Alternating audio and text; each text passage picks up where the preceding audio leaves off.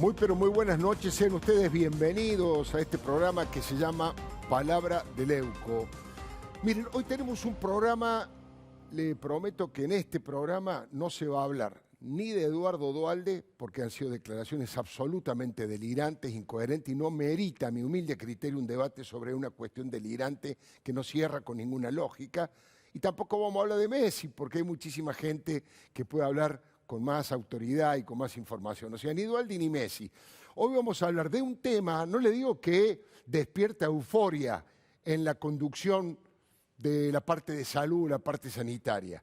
No le digo que es para alegrarse y decir esto ya pasó, pero sí que hay algunos signos positivos que despiertan la esperanza, que despiertan cierto optimismo y en todo lo que tiene que ver con la lucha contra el coronavirus y a favor de la vida, existe esa posibilidad. Y vamos a tener la posibilidad encima de hablar con dos médicos que tienen una gran credibilidad, a la que la gente le cree muchísimo. Estamos hablando del doctor Fernán Quirós, que es el ministro de Salud de la Ciudad de Buenos Aires, que en instantes nomás ya está llegando al canal, y con el doctor Nelson Castro, al que yo estoy saludando.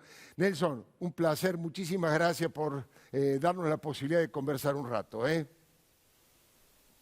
El gusto, como siempre, para mí estar contigo, Alfredo, un honor. Bueno, así que aquí estoy a tu disposición. Nelson, de arranque nomás te digo que te vamos a explotar en dos de tus muchas facetas. Primero como médico, por supuesto, luego vamos a hablar un poquito de política. No hay música, así que no vamos a apelar a tu Pero no de condición. Messi, de Messi no. Podríamos haber hablado. De Messi no. Tenemos Yo creo que vamos a hablar de Messi.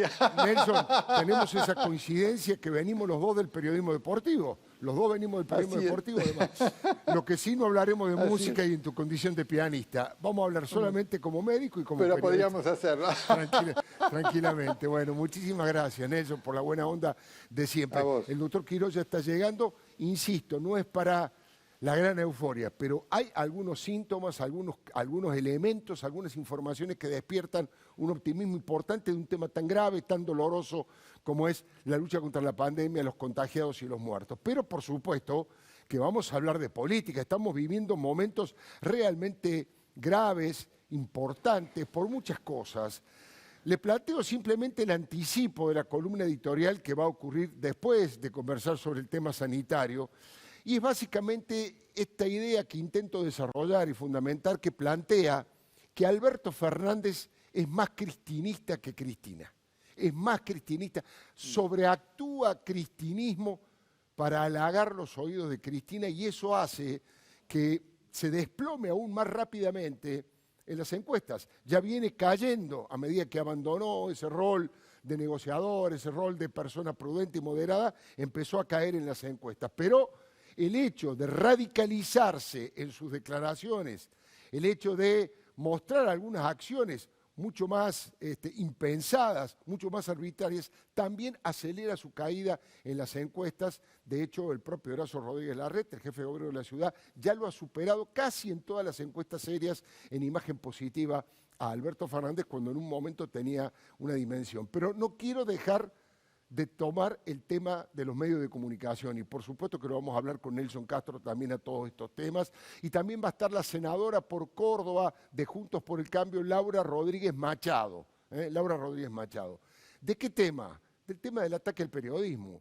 Digamos, el robo más grande de la historia democrática argentina desde el Estado necesita jueces cómplices, y para eso está el asalto a la justicia prácticamente en todos los planos, y para eso también se necesita un ataque al periodismo, a la libertad de expresión, y en varios rubros eso ya se ha puesto en marcha, yo diría a tambor batiente y a pasos redoblados. Así que enseguidita nomás, pero déjeme que arranque con el doctor Nelson Castro en su condición de médico.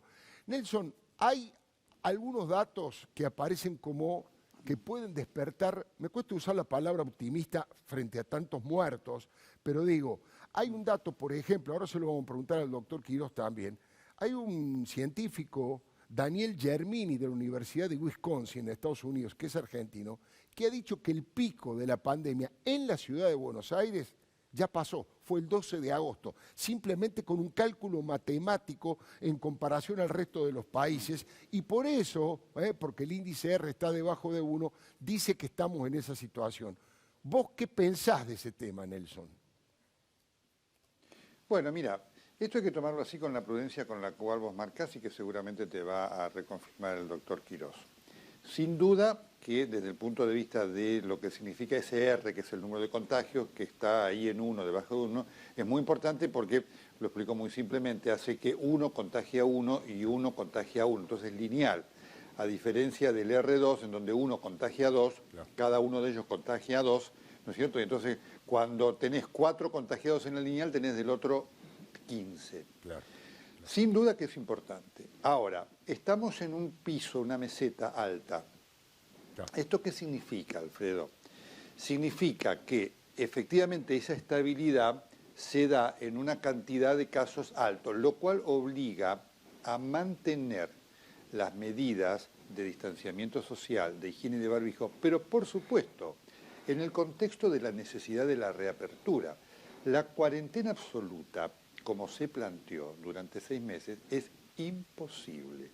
Y entonces, lo que tenemos que ver es cómo hacemos posible la vida de cada uno de nosotros, con negocios abiertos, con actividades las más que se puedan desarrollar, con barbijo, aislamiento e higiene. En ese contexto, esa meseta a la cual se ha llegado es un primer atisbo. Si se mantuviera así, indica que por lo menos se frenó. Esa es la interpretación que creo hay que darle justa para efectivamente no entusiasmarse, claro, para tener idea que todavía tenemos que cuidarnos mucho y para tener esa expectativa evolutiva que da una esperanza. Ahora, Nelson, coincido plenamente con vos, la cuarentena estricta, cerradísima, no hay condiciones, sobre todo en el AMBA, a lo mejor en alguna provincia donde están creciendo aceleradamente, tal vez convenga. ¿De qué manera entonces crees que debe hacerse a partir de ahora, que debe mantenerse a partir de que finalice esta etapa? ¿Crees que es correcto lo que está haciendo el gobierno de la ciudad de ir abriendo lentamente, con protocolos, por ejemplo, los bares, sobre todo las mesas que están al aire libre? Hasta ahora no se ha demostrado, estaba viendo una encuesta en todo el mundo, en general los contagios al aire libre han sido muy bajos o casi nulos, ¿no? Muy escasos.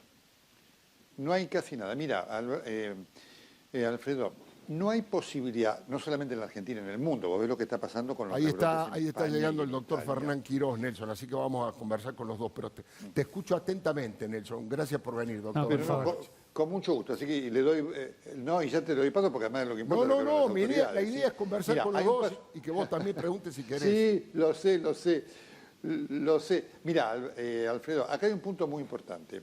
Vos no podés mantener una situación de, insisto, prevención social, distanciamiento físico que hay que seguir manteniendo, de higiene y de uso de barbijo, si no lo haces por convicción. No. Si vos a la gente no le das esa idea de que esté convencida de hacerlo, por el miedo y por la restricción no lo lográs. Pero no porque lo diga yo, porque lo marca la realidad. Entonces este es el desafío de las autoridades, decirle a la gente cómo comportarse para poner en la gente el manejo de esto y del cuidado, y para que la gente pueda hacerlo, la gente tiene que hacer compatible esto con su vida. Si esto es incompatible con su vida, no ver a sus hijos, no poder trabajar y demás, en un momento choca, que es lo que ha pasado.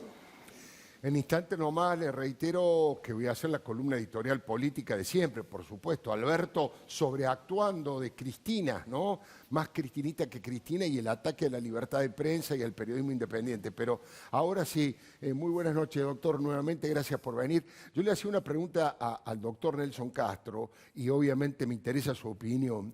Yo le decía que un investigador llamado Daniel Germini de la Universidad de Wisconsin, con un cálculo matemático, ha dicho que el pico en la ciudad de Buenos Aires, no en el AMBA, el pico fue el 12 de agosto. Ya pasó, comparando cómo ha sido el pico. Y como usted ha planteado que durante varios días el R estuvo por debajo de 1, esa es mi pregunta. ¿Fue el pico el 12 de agosto o es demasiado optimista esa mirada? No, bueno, eso lo podremos confirmar en los próximos 7 a 10 días, de acuerdo a cómo evolucionen los días próximos, ¿no? Lo que sí sabemos, porque él toma del CISA el dato en que se publicó el caso, si toma los casos publicados cada día. Claro. Y nosotros a los casos publicados cada día luego los ordenamos por el día que se tomó el hisopado, porque como saben, a veces hay una demora de 3 o 4 días. Claro. Entonces nosotros cuando ordenamos a todos los casos de la Ciudad de Buenos Aires por el día que se tomó el hisopado para ordenar los días que estuvieron los enfermos, encontramos que el día 3, 4 y 5 de agosto, 3, 4 y 5, y unos días antes de lo que dice el investigador, Sí.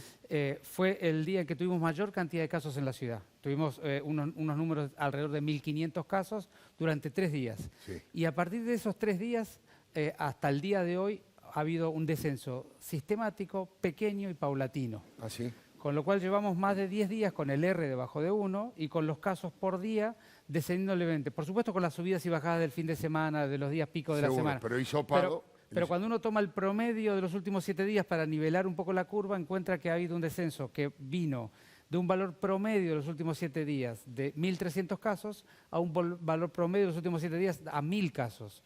Esa es la situación de la ciudad. Así que llevamos casi 10, 12 días con descenso.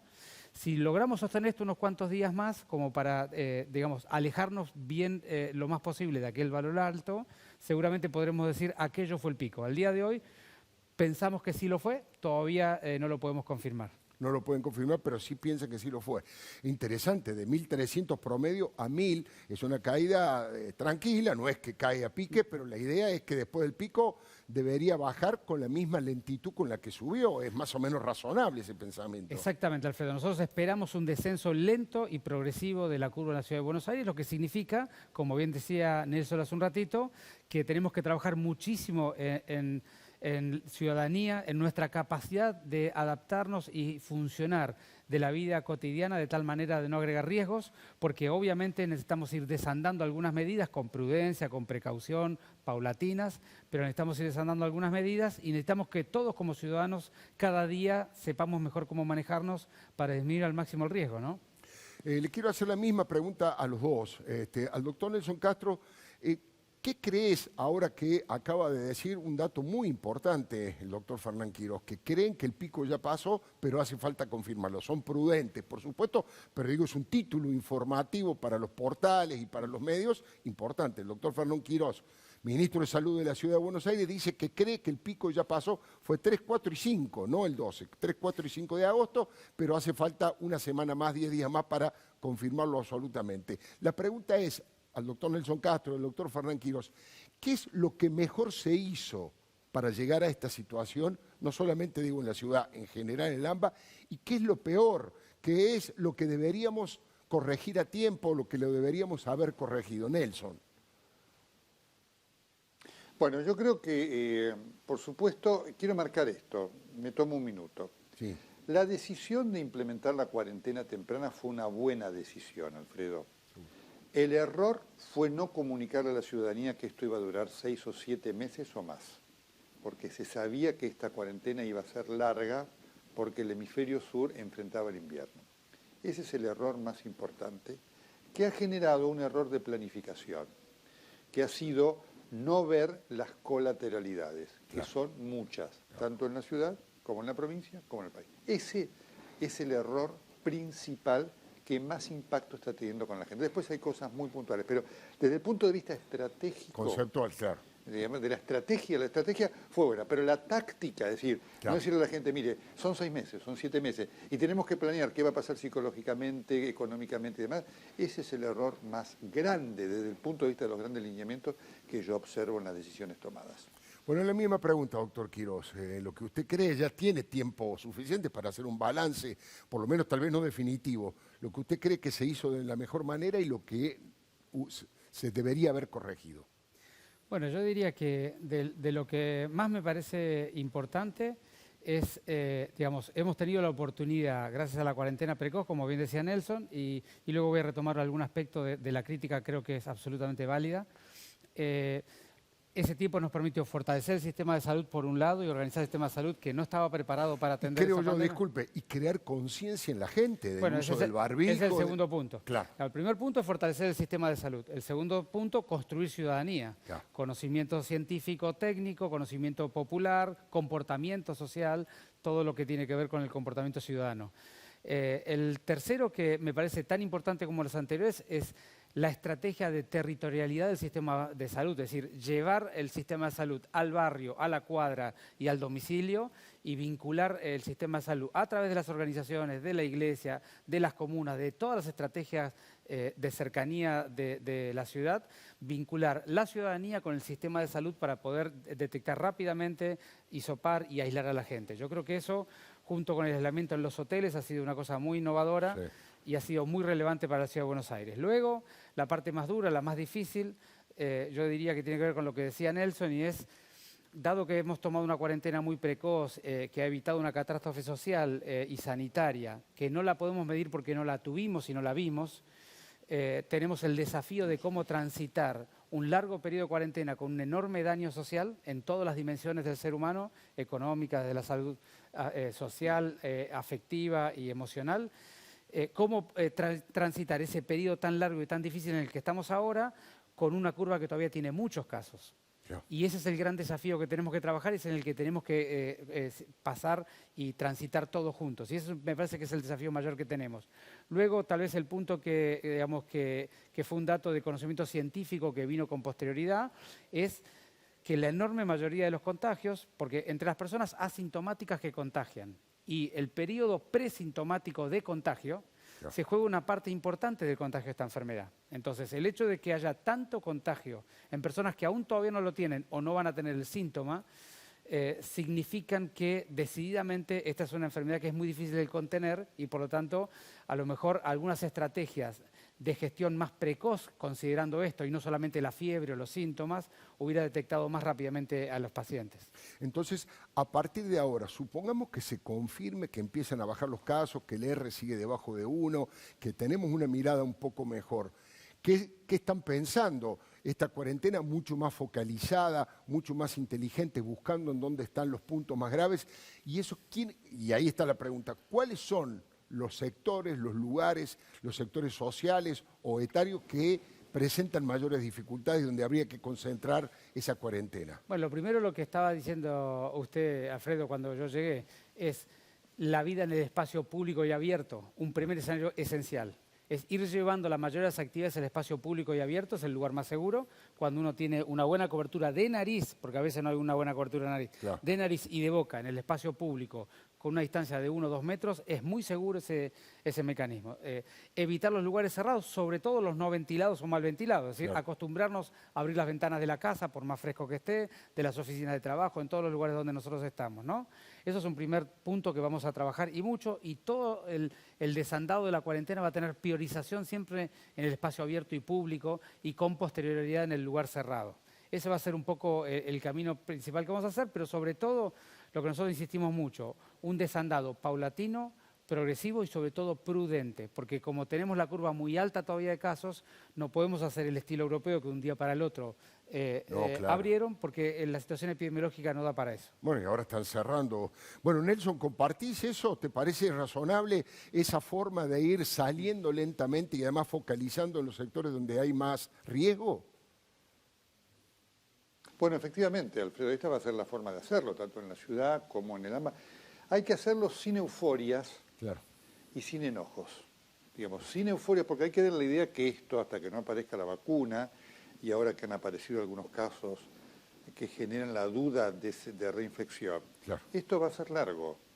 Lo de Europa lo muestra, digamos, el verano que ahí se tomó, la gente creía que el verano no iba a contagiar, mira lo que está pasando allí. Entonces, aquí hay que trabajar sin euforias, y me parece importante esto que marcó el ministro. Estamos con un piso amestado alto. Estamos con un piso alto porque además hay que tener en cuenta que no están todos los testeos que deberían hacerse.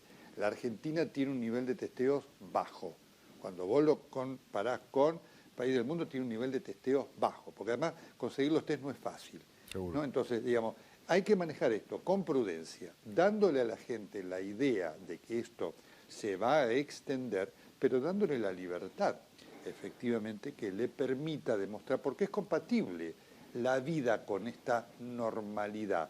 Hay que entonces educar a la gente, esto que decía el ministro, la responsabilidad ciudadana, para demostrar a la gente que, digamos, que son personas, digamos, que se pueden dar cuenta, ¿no es cierto? Por eso es una de las cosas que critiqué muy fuertemente, tuve una discusión sobre todo con Rodríguez Larreta, fue este tema de prohibirle a los mayores salir.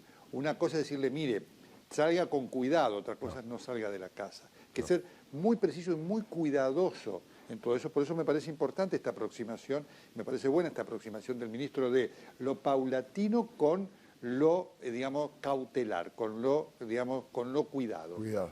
No, y además la frase que dijiste, sin optimismo y sin enojos, sin euforias y sin enojos. Me parece muy Así bueno. es. Parece periodista Nelson Castro, el ministro, para definir titulares.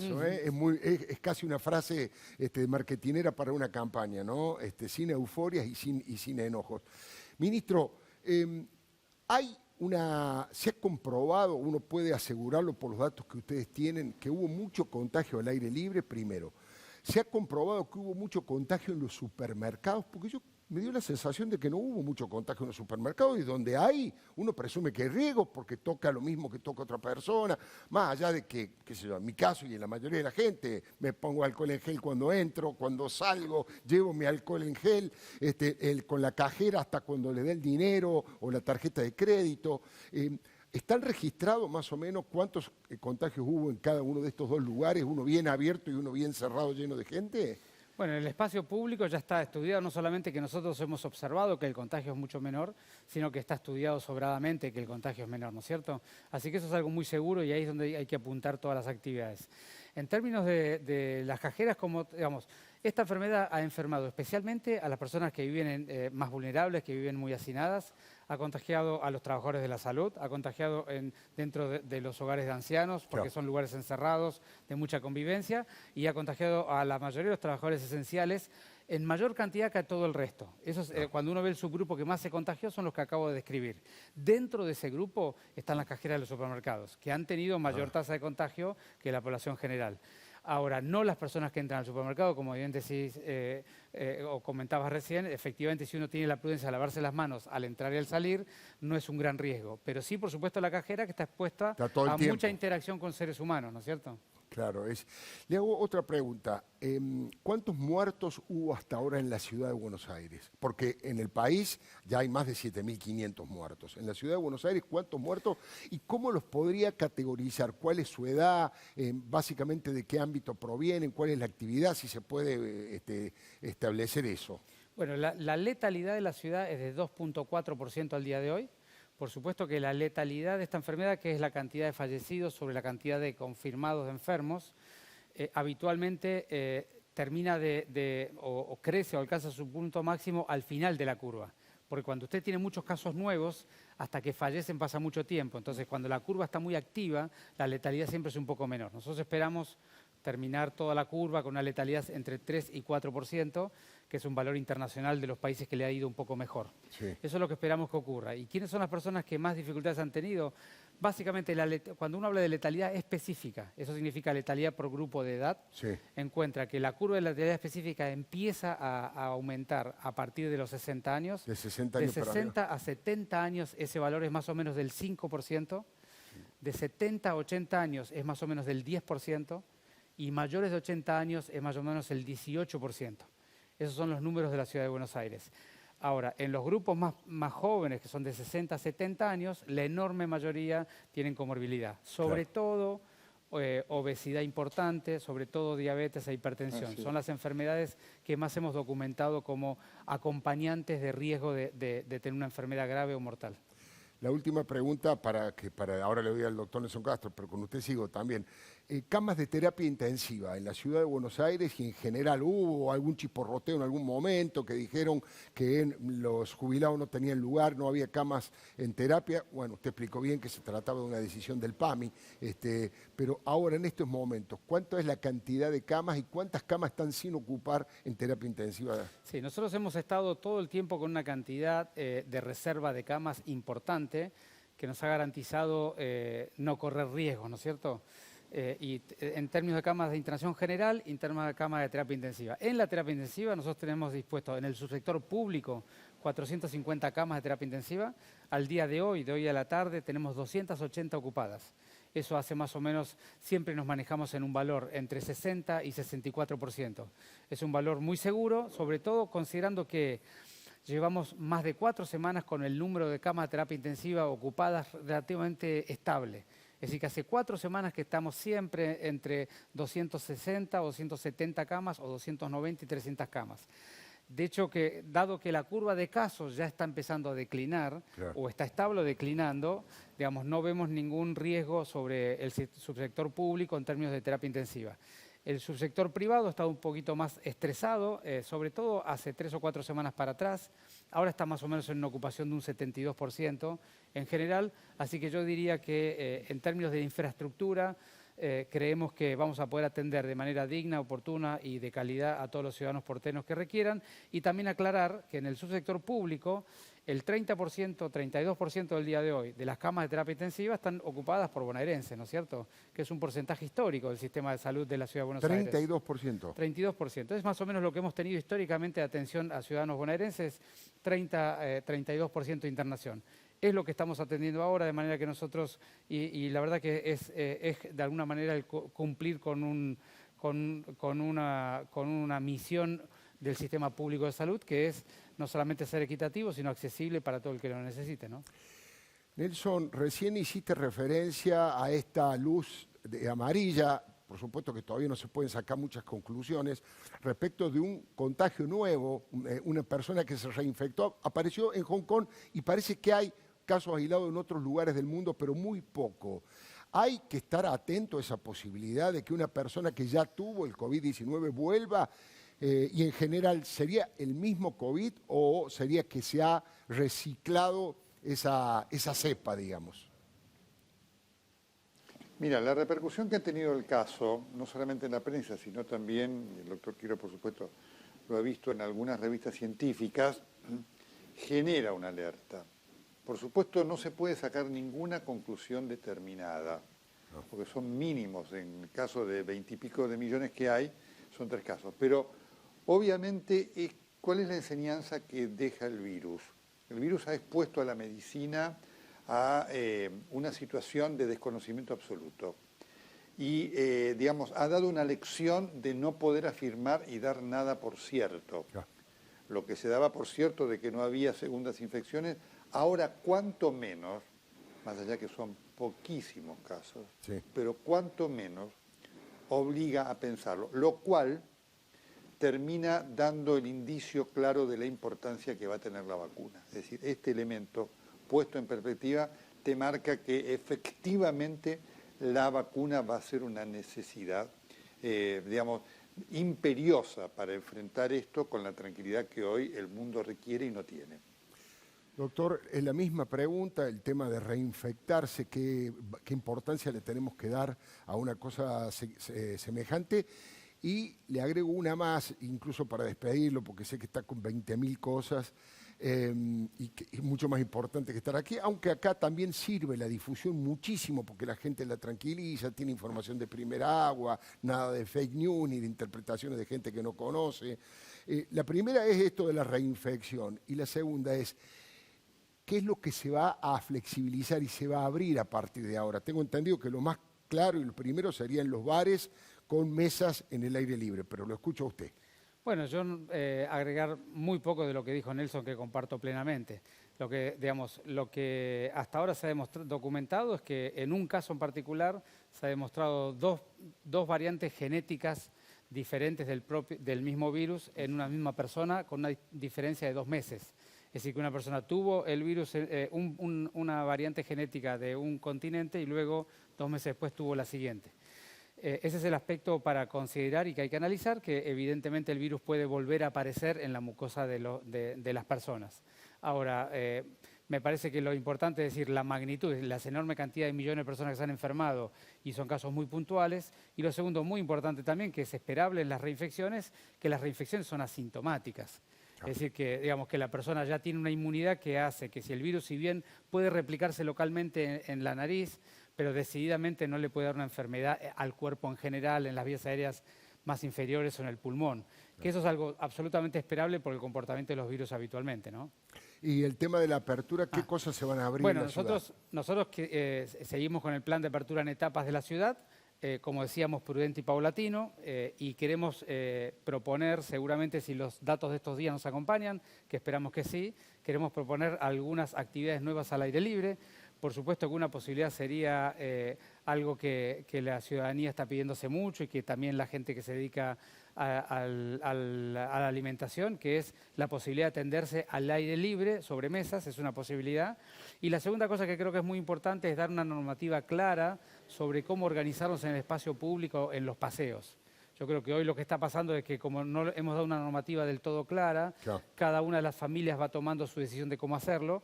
Nos parece que es hora de definir una normativa para que nos ordenemos en el espacio público, para que podamos disfrutar del espacio público lo más posible, pero que lo hagamos de manera segura y cuidada. Doctor, ha sido un gusto, realmente. Muchísimas gracias. Muy claro y muy didáctico, como siempre. Muchas gracias por haber llegado hasta aquí. Gracias por la invitación. Vamos a entrar en la política, así que el doctor Nelson Castro le digo, la primera parte de tu trabajo, Nelson, ha sido realizada correctamente, así que mandame tu CBU que te voy a hacer la transferencia correspondiente. Te falta la segunda parte de tu trabajo, que es acompañarme en la columna editorial política sobre Alberto Fernández, que digo que está más cristinita que Cristina, y también lo va a hacer la senadora Laura Rodríguez Machado de Córdoba, senadora de Juntos por el Cambio, que ella también va a acompañar en este comentario editorial para que podamos escuchar también otras ideas, no solamente la mía. Así que arranco y muchas gracias nuevamente. Mire, yo le decía que Alberto Fernández está reaccionando peor que Cristina. Está más cristinista que Cristina porque está atravesando un pésimo momento. Se desploma en las encuestas y, sin embargo, radicaliza sus declaraciones, degrada sus acciones. Alberto no escucha las exigencias de las multitudes, ni las de la oposición, ni de parte de la justicia, gran parte de la justicia. En lugar de parar la pelota, reflexionar, digamos, recalcular el rumbo caótico que tiene el gobierno, igual que su jefa, igual que Cristina, redobla la apuesta. Niega la realidad y acelera hacia un precipicio donde lo espera un gigantesco conflicto de poderes. Alberto se muestra más cristinista que Cristina y aún así Cristina le sigue comiendo piezas del ajedrez político y complicándole la vida. Hasta su ex socia, estoy hablando de Alberto, y la gran amiga Marcela Lozardo, que es la ministra del área, está en medio del fuego amigo de la vicepresidenta que le pide que no se borre, que defienda con energía la reforma judicial. Acusan a Lozardo de estar escondida, y la verdad es cierto. Vilma Ibarra apareció tímidamente y Gustavo Vélez no sabe, no contesta y no aparece. Es tan evidente el tema que desde ayer, fíjese usted, Jorge Lanata decidió llamar vicepresidente a Alberto Fernández. Él dijo, los gritos no me van a doblegar, el que grita generalmente no tiene razón. Han estado decidido a seguir adelante con este plan y que no nos van a doblegar los que gritan. Los que gritan suelen no tener razón. Nosotros sabemos a qué vinimos. Esta fue la respuesta de Alberto a la protesta social más grande que padeció el gobierno, pese a que apenas hace 8 meses que asumió. Así está confirmando que los dos principales enemigos de Alberto son el archivo y Cristina. Mire, con un solo video certifica ambos argumentos. Fue durante el programa precisamente de nuestro colega Nelson Castro aquí en TN. Alberto había participado de la marcha del 18 de abril de 2013 contra Cristina e hizo un balance demoledor contra ella, que ahora se vuelve como un boomerang contra él. ¿Qué dijo Alberto en el programa de Nelson? Que Cristina era mentirosa y que piensa que las cosas malas hechas por ella son buenas. Lo que ha hecho la presidenta con el tema judicial es de una gravedad inconmensurable. ¿Le sorprendió que fuera tan fuerte esta presencia en gente del común, que haya gente especializada, la presencia que ha tenido? Es que a mí me parece que es muy razonable que la gente reaccione así. Es muy grave lo que ha pasado. Es muy grave lo que está pasando. Es muy grave la presidenta escribiendo los twitters que está escribiendo. La presidenta le está diciendo a esta multitud que no los escucha. Así es. La presidenta piensa que las cosas malas hechas por ella son buenas. Es increíble, Nelson, no sé qué te acordás de aquel momento, qué reflexión sacás ahora, pero parece que se estuviese hablando en el espejo, Alberto, que no escucha, que la multitud tiene razón, que el tema de lo que está haciendo con la justicia. Bueno, ¿cuál fue tu reflexión, Nelson, al respecto? Bueno, vos sabés que yo me acordaba de eso y cuando vi el detalle me impactó mucho más y forma parte de esto, ¿no?, que vos estás marcando, de una transformación del poder de un hombre que se está desmintiendo a sí mismo. Cuando vos te desmentís a vos mismo, te transformás en un hombre de mentiras. Y este es el problema de Alberto Fernández hoy, digamos, porque entonces cuando vos te transformás un hombre de mentiras, vos te preguntás, ¿y cuál es entonces el verdadero? Ya. Y este es el desafío que hoy Alberto Fernández, con sus conductas, no nos permite responder. Claro, ¿a quién le creo? ¿Cuál de los Fernández le creo, no? ¿Al que dice que Cristina es mentirosa o el que repite el mecanismo de la propia Cristina, no? Es un desafío para la propia gente, la propia ciudadanía y para la política también, Nelson. Bueno, para sus funcionarios, lo que vos marcás, Alfredo, la ausencia de Gustavo Vélez y de Vilma Ibarra no es casual, porque quien motorizó, uno de los que motorizó la reforma judicial fue Gustavo Vélez. A Gustavo Vélez, hay que recordar, lo echó Néstor Kirchner ante el silencio de Alberto Fernández, que era el jefe de gabinete. Entonces, cuando vos ves estos silencios, el de Vilma Ibarra, y realmente te inquietás. Y si a eso le agregás, Alfredo, que por supuesto está en la esencia de tu comentario, lo que ha pasado hoy con Cristina Fernández de Kirchner diciendo que esta no es la verdadera reforma, dejándolo al presidente muy mal parado, vos empezás a decir no solamente cuál es el verdadero Alberto Fernández, sino vos empezás a observar que Cristina lo empieza a tratar ya públicamente como súbdito. Ya. Esto es un elemento muy delicado. Bueno, tal vez ahora Alberto Fernández siga pensando lo mismo que le dijo Nelson en aquel momento, pero obviamente no lo puede decir, o no lo quiere decir. Está atrapado sin salida. Eso hace que la situación institucional y la investidura presidencial entren en un deterioro inquietante. Si Alberto rompe con Cristina, se quedaría sin respaldo político, sin funcionarios y sin legisladores. Sería un suicidio político. Pero como no rompe, Alberto se va transformando cada vez más en Cristina e incluso tiene actitudes peores. Y eso es una muerte política lenta. O sea, síntesis, la presunta astucia táctica para ganar las elecciones, que le dio buen resultado, ahora se han convertido en arenas movedizas a la hora de gobernar. Es decir, que Alberto, en las arenas movedizas, mientras más se mueve, más se entierra. Cayó en una provocación cargada de insensatez inhumana. Dijo que al país le fue mejor con el coronavirus que con el gobierno de Macri. Si nosotros revisamos los primeros 5 meses de la Argentina del 2020, en términos laborales, producto del ATP, producto de todas las medidas de la prohibición de despidos, de la doble indemnización, a la Argentina le fue mejor con el coronavirus que con el gobierno de Macri. Tremendo, ¿no? El diputado radical cordobés y presidente del interbloque de Cambiemos, Mario Negri, le salió al cruce con un argumento demoledor. Dijo, es lo mismo que decir que le va mejor con la muerte que con la vida. Más de 7.500 argentinos han muerto por este maldito virus. Una pandemia criminal que todavía no terminó. 1 millón de personas que perdieron su trabajo, multiplicaron la pobreza, empresas pymes destruidas por la hecatombe económica, inseguridad sanguinaria y galopante y angustia emocional en los hogares. Todo eso está pintando un escenario, un panorama negro que casi no tiene antecedentes en la historia. Y a Alberto, al que todavía algunos siguen considerando una persona moderada, dice que ahora estamos mejor que con Macri. Creo yo que ha sido una chicana barata y cruel, que demuestra el nivel de deterioro de su comportamiento. Pero quiero consultar en este tema a la senadora de Juntos por el Cambio de Córdoba, Laura Rodríguez Machado. Muy buenas noches, Laura. Bueno, la pregunta está implícita en lo que venía diciendo. ¿Cómo considera usted este comportamiento de Alberto Fernández con estas declaraciones? Yo creo que siempre comparar contra esos hechos incomprobables y la crítica permanente a sus opositores es una forma muy clara de demostrar que no tiene argumentos concretos de cómo salir de esta situación económica desesperante y también de la cuarentena obligatoria en la que todos estamos inmersos.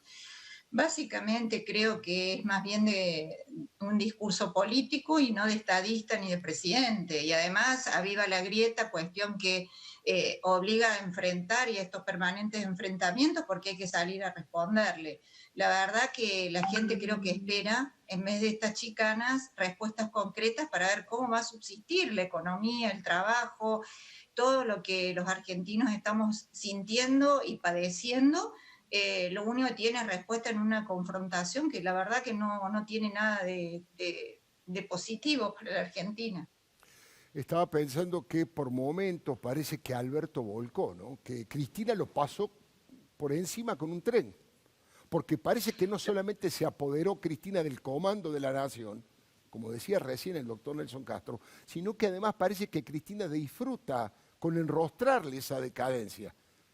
El filósofo, lo que pasa es que siempre estamos esperando a ver cómo le contesta Cristina. Alberto dice algo y al toque estamos esperando a ver si Cristina lo desdice o lo apoya. Entonces claramente la ciudadanía se da cuenta de quién tiene el poder en este país, más allá de las buenas intenciones que él pueda tener. Pero estamos siempre esperando a ver cómo Cristina reacciona ante los dichos de Alberto. Y bueno, además ni hablar que en el Congreso y en ambas cámaras las maneja perfectamente a través de su gente, ¿no?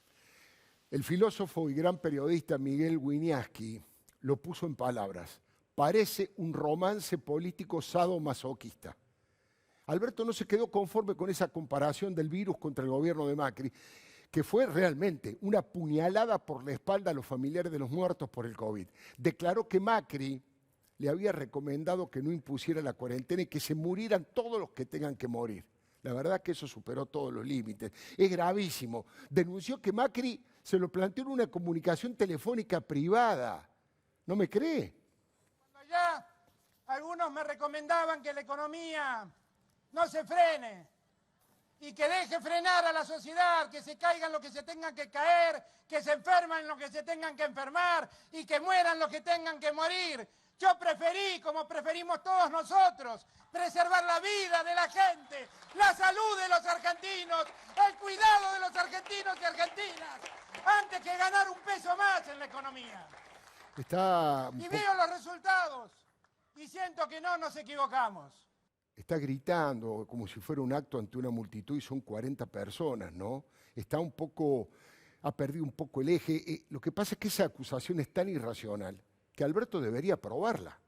O si tiene grabada esa comunicación, o alguien que estaba al lado de él, porque la verdad el diario La Nación hizo la reconstrucción de lo que fue el rebote periodístico de aquella conversación de esos días, y tanto Macri como Alberto Fernández manifestaban cordialidad, manifestaban que había sido excelente la reunión, los dos coincidían en que Mauricio Macri los había llamado para darle todo su apoyo en un momento tan complicado, y ahora después de 5 meses, una conversación incomprobable, salvo que tenga una prueba, entonces que la muestre. Sería interesante porque se ha devaluado, como decíamos recién, muchísimo la palabra del presidente. Ahora, el expresidente Macri lo negó rotundamente. Dijo que esa era una versión falsa y que la conversación fue solamente para apoyar a Alberto en un momento tan complicado. Le decía que en esa época las publicaciones certifican que Alberto mintió. Pero lo preocupante es que se trata de una degradación de la condición humana. Imaginen ustedes la implosión del sentido común en el debate político. Cualquiera podría decir cualquier cosa. Un diputado del PRO podría decir, sí, yo hablé con Alberto Fernández en una charla privada y me dijo cualquier barbaridad, que la cosa no es tan grave porque los que se mueren son viejos y pobres.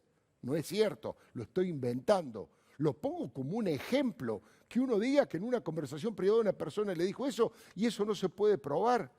Mire, tal vez el fiscal Pablo Lanuse, una persona intachable en su ética, en un tuit lo definió porque no anduvo con eufemismos.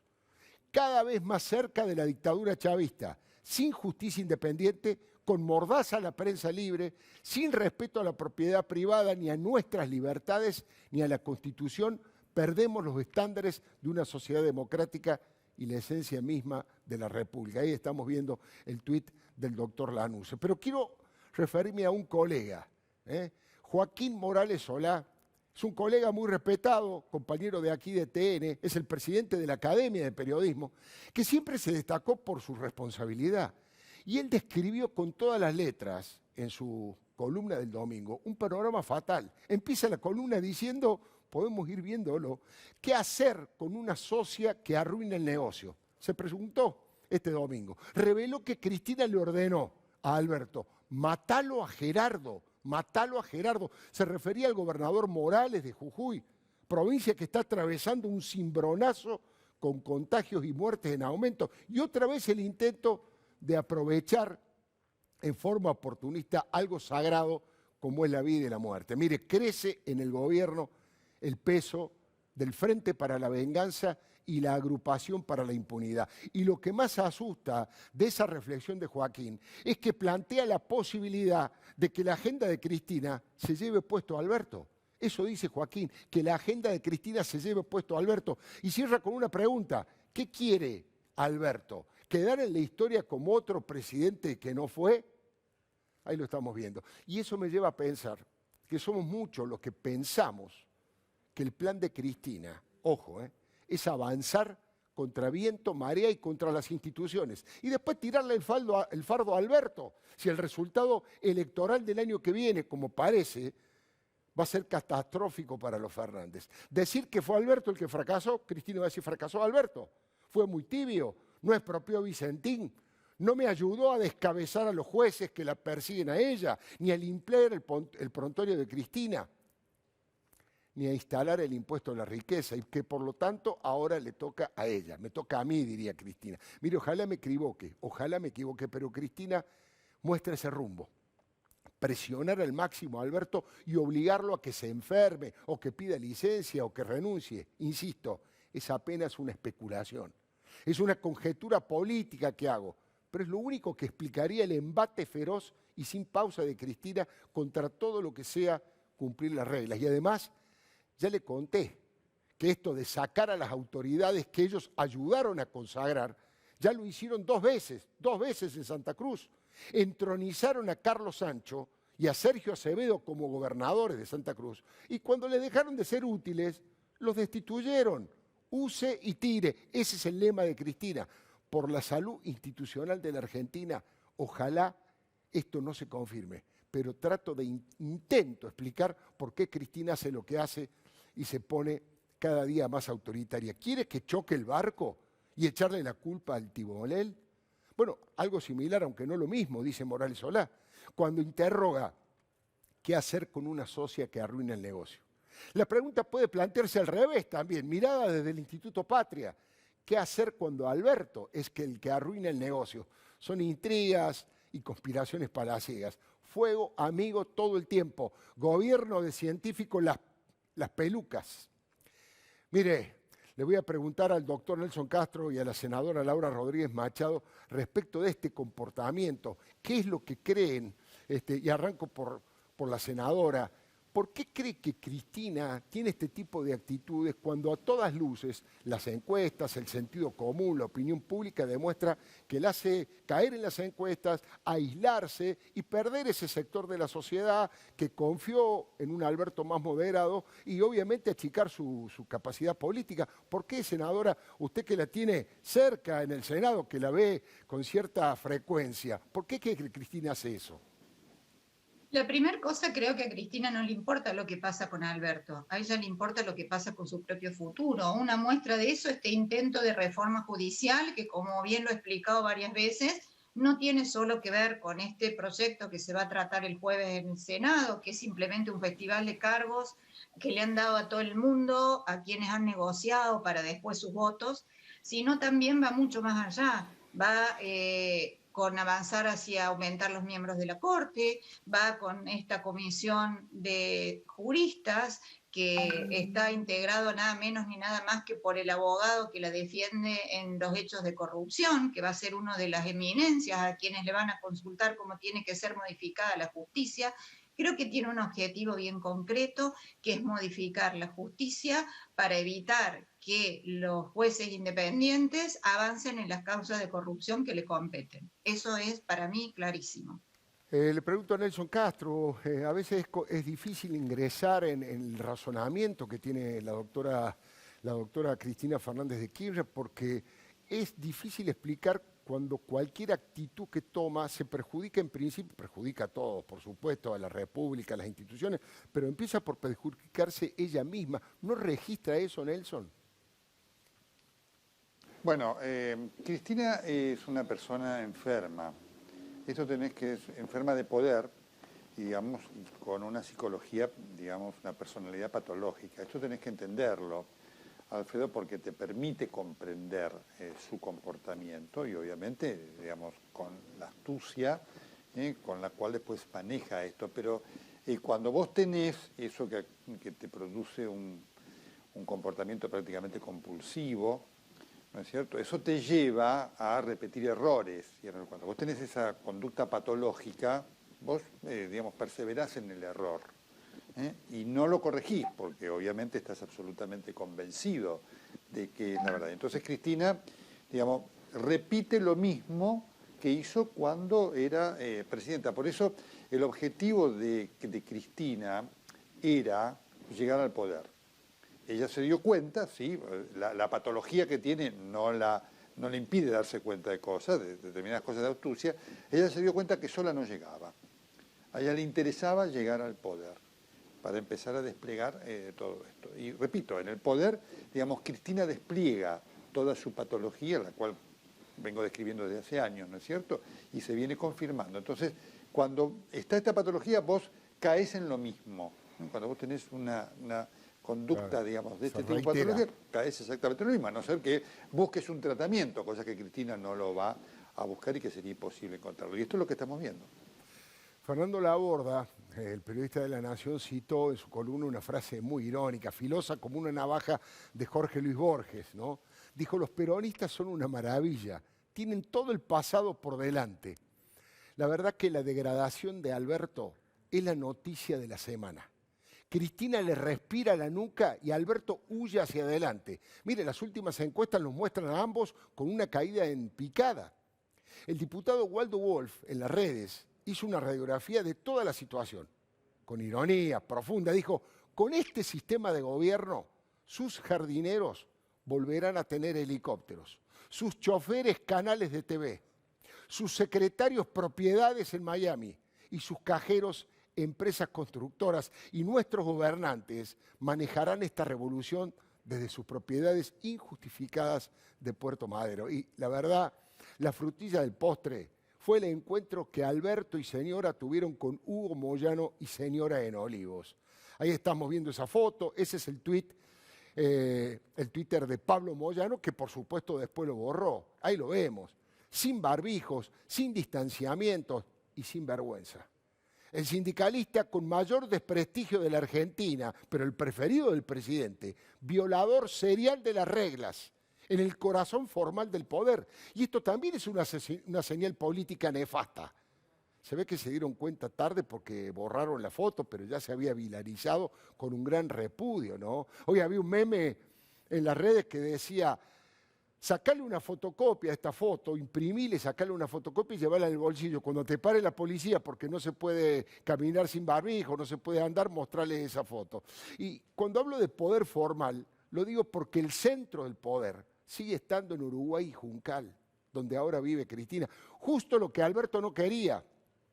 Casi la confirmación de aquella frase que dijo en el programa de Nelson Castro: Cristina cree que las cosas malas hechas por ella son buenas, ¿no? Bueno, confesión de partes, relevo de pruebas. Está confirmado, volvieron mucho peores y Alberto reacciona peor que Cristina. Le pregunto a la senadora Laura Rodríguez Machado y luego a Nelson Castro: ¿cómo cree que continúa esto, senadora? ¿Qué cree que puede pasar en el futuro próximo? Ya no digo con la aprobación en el Senado, que va a ser aprobada, por supuesto, más allá de que, digamos, que mañana hay un abrazo, hay un banderazo y abrazo al Senado de la Nación que ha sido convocado por las redes, tratando de frenar eso, pero eso va a pasar. ¿Qué puede llegar a ocurrir en el futuro próximo con todo esto, senadora? Bueno, primero que este proyecto que el jueves se va a tratar en el Senado le pone una mordaza muy grande al periodismo de investigación o al periodismo independiente. Ahí la famosa cláusula Parrilli, que se incorporó en el despacho, que establece que los jueces estarían obligados a denunciar cualquier intento de influencia mediática. Dice intento, así que cualquier mención, lamento, por ejemplo, en su programa, cualquier columna suya va a poder ser un intento y usted va a ser denunciado, es decir, una mordaza. Pero peor aún, que en el artículo siguiente, a los jueces que no hagan estas denuncias consideran que es causal de mal desempeño en sus funciones. Es decir, además van a presionar a los jueces para que impacte sobre el periodismo de investigación. Pero además después está lo que va a decir este Consejo de Juristas, encabezado por el abogado de que la defiende en temas de corrupción a Cristina Fernández de Kirchner, que se va a evaluar modificaciones al Consejo de la Magistratura, modificaciones al Ministerio Público Fiscal, modificaciones a los miembros de la Corte Suprema, modificaciones a los procedimientos. Así que después va a seguir esta reforma judicial con otros ítems que van a todavía servir para maniatar aún más la justicia, que con este atico de proyecto, que es nada más ni nada menos que un festival de cargos, crea la misma cantidad de cargos prácticamente que los que hay actualmente hoy en la justicia federal en Argentina. Los duplica.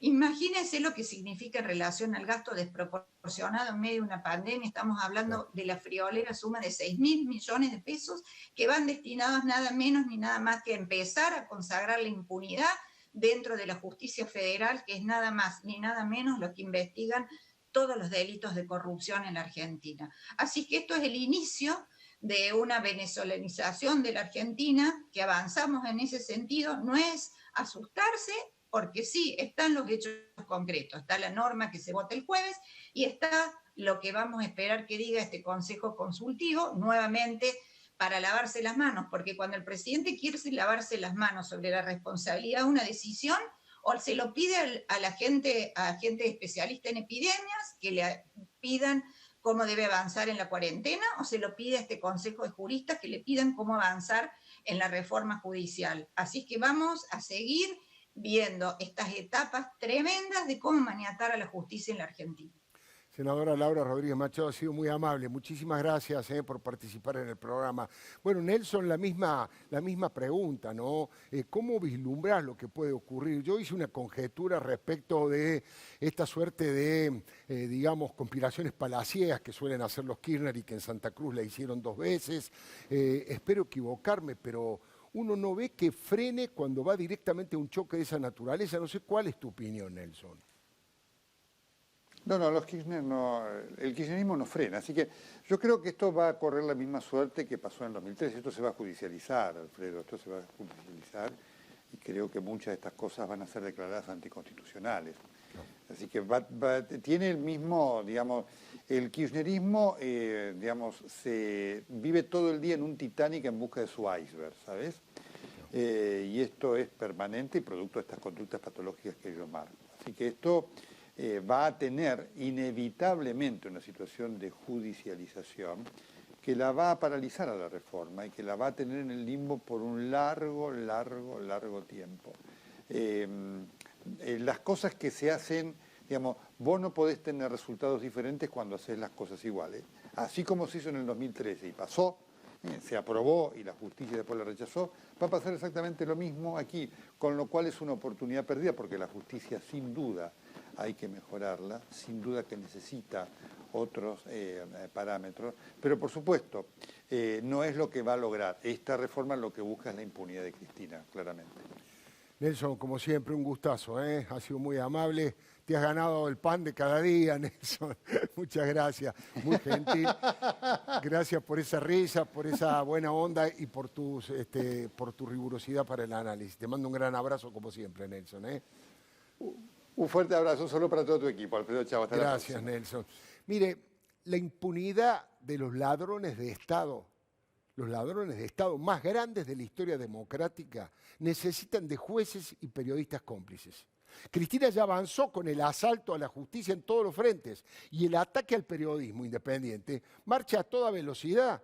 Intimidar, perseguir, criminalizar, castigar y, si pueden, encarcelar a los periodistas que no se callan ni se arrodillan. Ese es un objetivo histórico de los Kirchner desde su origen en el feudo de Santa Cruz. Colonizar la justicia y criminalizar la libertad de expresión son las puertas que conducen hacia el chavismo K. Lo dijo en Radio Mitre el propio Marcelo Longobardi.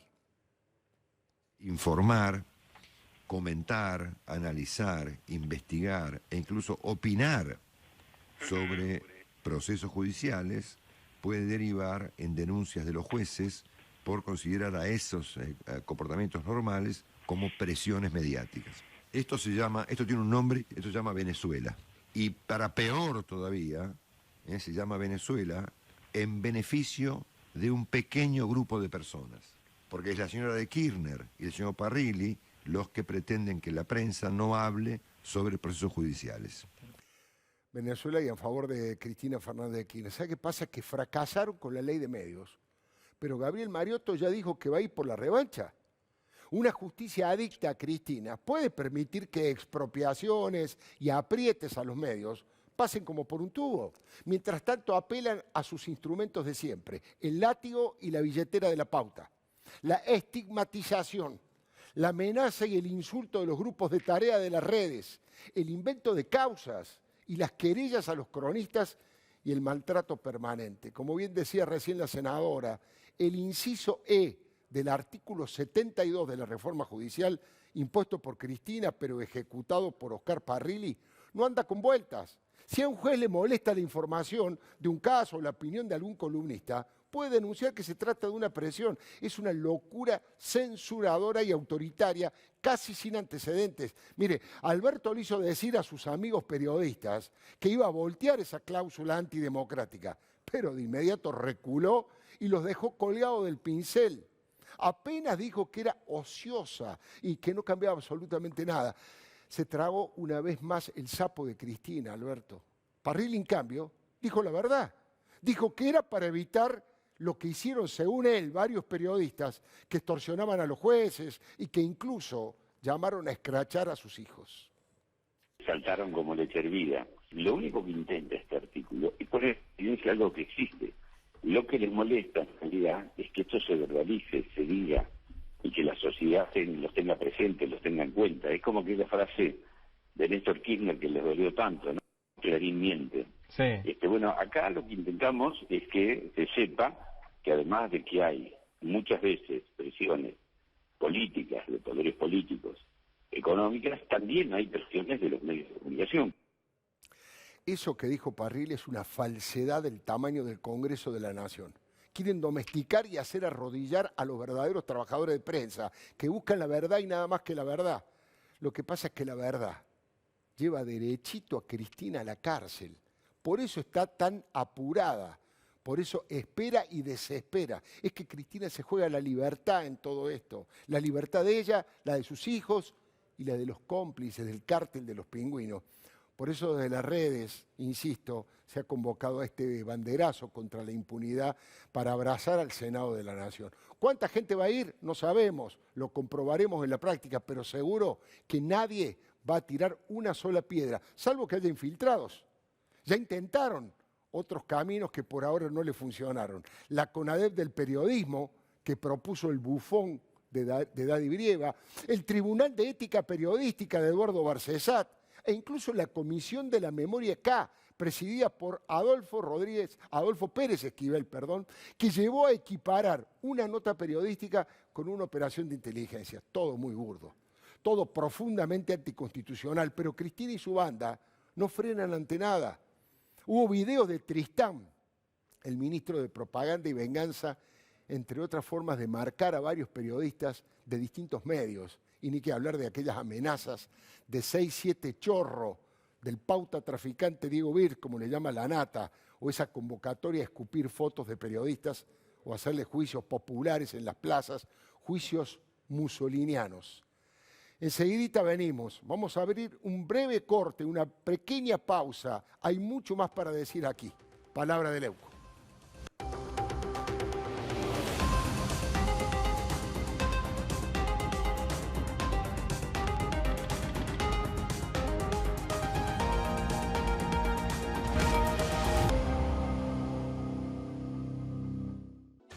El gas natural es una fuente de energía fósil, un combustible que cumple una función vital, desde una simple cocción hasta en la más potente producción industrial.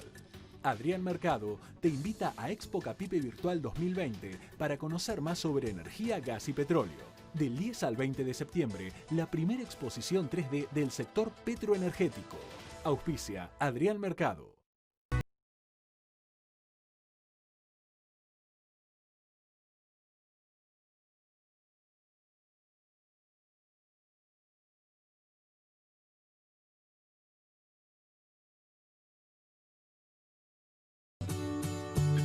Cachamay, un saludable momento.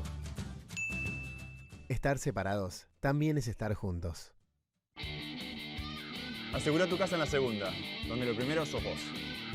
Grupo Asegurador La Segunda.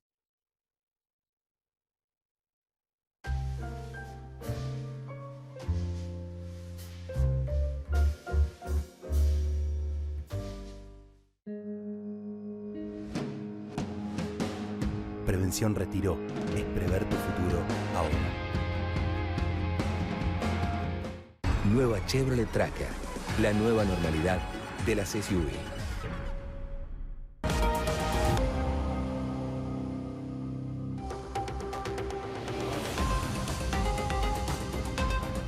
Hablando de la cláusula Parrilli y de este ataque al periodismo, Jorge Lanata este domingo lo ridiculizó en su programa. ¿Qué es la cláusula Parrilli? Habilita a los jueces a denunciar presiones mediáticas. O sea, nosotros, digamos. Pero aparte hay una cosa, porque los problemas siempre son cuando la ley es ambigua. ¿Qué es presiones mediáticas? ¿Una pregunta? ¿Una nota de investigación? Está Parrilli, que se mandó una gran cagada, incorporando la cláusula contra la prensa. Pero bueno, Parrilli no descarta el uso de la guillotina y seguimos teniendo, claro, la tradicional horca para los 10 del patíbulo, donde también se encuentra el procurador, que ya no saben cómo sacarlo. Aquí, señores, el Tribunal de la Venganza, cocodrilos que no dejan que suba nadie, los jueces adictos y arriba de todo, el señor Zaffaroni y Cristina. La verdad que a esta altura el barbijo no puede ser una mordaza. Los periodistas no tenemos que callarnos frente a estos atropellos. La libertad para informar y para opinar es nuestra obligación, pero además, sobre todo, es un derecho que tienen los ciudadanos. El trabajo de los cronistas jamás se puede asimilar a un apriete ni a una presión. Eso es lo que hizo Cristina durante mucho tiempo. Apretar a jueces y a fiscales con carpetazos. Le hago una simple enumeración de memoria nomás. José María Campagnoli se salvó de su destitución por la movilización popular que lo defendió. Eduardo Tayano sufrió incluso el secuestro de su hijo. El fallecido juez Bonadío lo acorralaron con una información falsa también sobre su hijo. A Carlos Stornelli le armaron una causa con un juez militante. A Esteban Rigui, el gran amigo de Alberto, Amado Vudú lo volteó de un plumazo. La propia Cristina, en una conversación telefónica con Parrilli, que todo el mundo recuerda, que nadie puede olvidar, le ordenó expresamente y sin eufemismos que saliera a apretar jueces.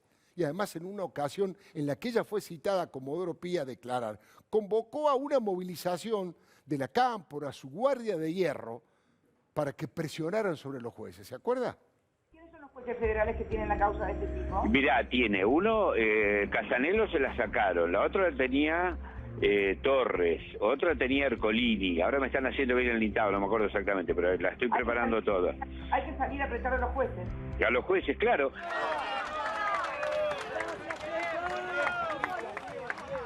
Les sigo comentando mientras vemos esa movilización, ahí se van a ver las banderas de la Cámpora y la gente que convocó Cristina para que le acompañara a tribunales para seguir apretando a esos jueces. El propio presidente Fernández, que había caracterizado como deplorable todo lo que Cristina había hecho en la justicia, la había calificado como una cínica delirante, también dijo que los jueces iban a tener que pagar por lo que hicieron. Y Alberto Fernández los apuntó con nombre y apellido.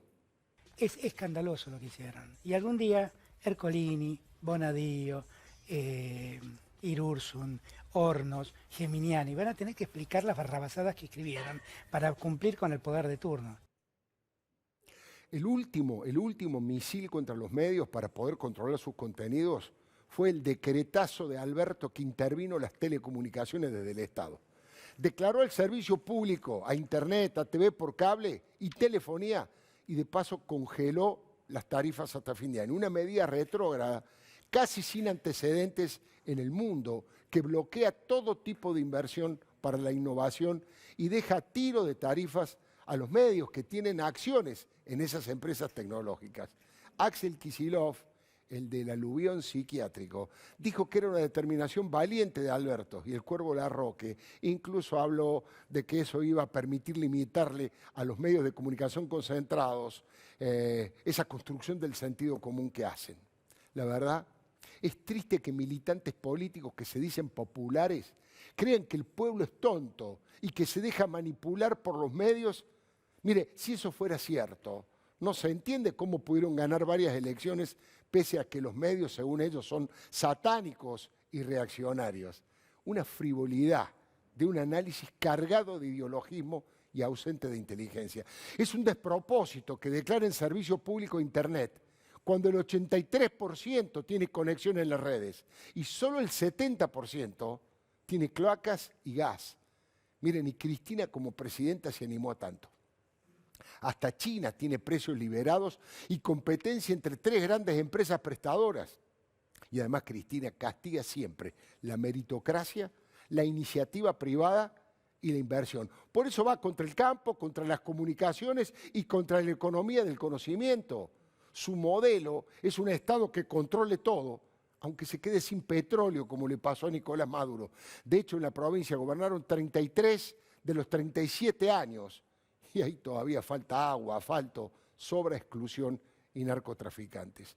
ADEPA, que agrupa 180 entidades periodísticas, avisó que combatir a la prensa no mejora la justicia. Y el humor corrosivo de Carlos Raimundo Roberts dijo que la cláusula Parrilli es una cláusula según la cual un llamado de un periodista de Clarín o La Nación a un juzgado puede ser considerado un delito grave. Y un llamado de Gustavo Silvestre o de Víctor Hugo Morales, periodismo de investigación. Es increíble. Está claro que el decretazo es solo una necesidad y una urgencia de Cristina y que la libertad de expresión es la madre de todas las libertades. Atentar contra los medios es un crimen de lesa libertad y un patoterismo de Estado del nacionalpopulismo. No es casualidad, amigos, que nuestro himno nacional comience diciendo: oíd mortales, el grito sagrado, libertad, libertad, libertad.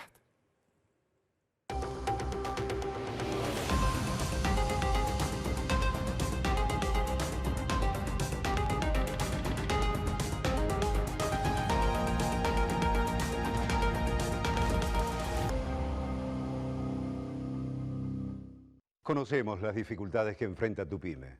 Por eso en Adrián Mercado propiciamos el Compre Nacional. Adrián Mercado, energía humana al servicio de la industria. El Plan Detectar está llegando a cada barrio de la ciudad. Estamos haciendo una búsqueda activa de nuevos casos para identificarlos y resguardarlos. Así, estamos anticipándonos y cortando la cadena de contagio. Cuidarte es cuidarnos. Buenos Aires Ciudad. Innovación permanente. Vago. Ética al servicio de la salud. Porque vos evolucionás, Garbarino también. Ahora te ofrecemos mucho más de lo que imaginás. Más de 17.000 productos y más de 100 nuevas categorías. 12 y 18 cuotas sin interés. Envíos a todo el país y retiro gratis en más de 150 sucursales. Garbarino, garantía de confianza. Entrá a www.voyasalta.com.ar. Arma tu viaje y vení cuando quieras hasta abril del próximo año. Compra hoy, viaja mañana. Salta, tan linda que enamora. Banco Ciudad te quiere ver crecer.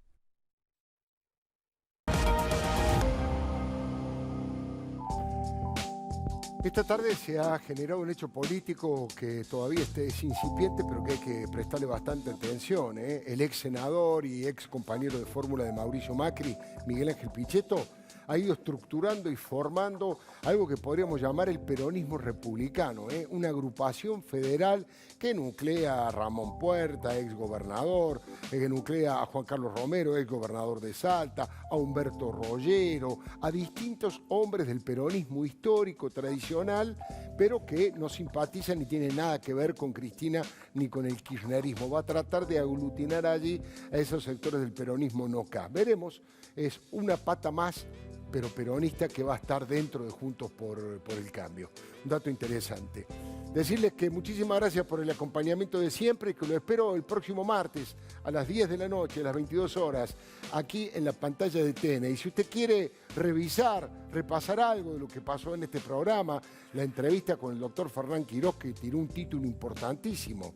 Nosotros sabemos, dijo aquí en este programa, que el 3, 4 y el 5 de agosto se superó el pico, ya pasamos el pico en la ciudad, falta confirmarlo. Esperan una semana para anunciarlo formalmente, pero ven que el pico se superó y es un dato realmente importantísimo. Todo eso lo pueden repasar, lo pueden volver a ver en ledoymipalabra.com o el diario del Leuco, todojunto.com. Hasta el martes, gracias por todo.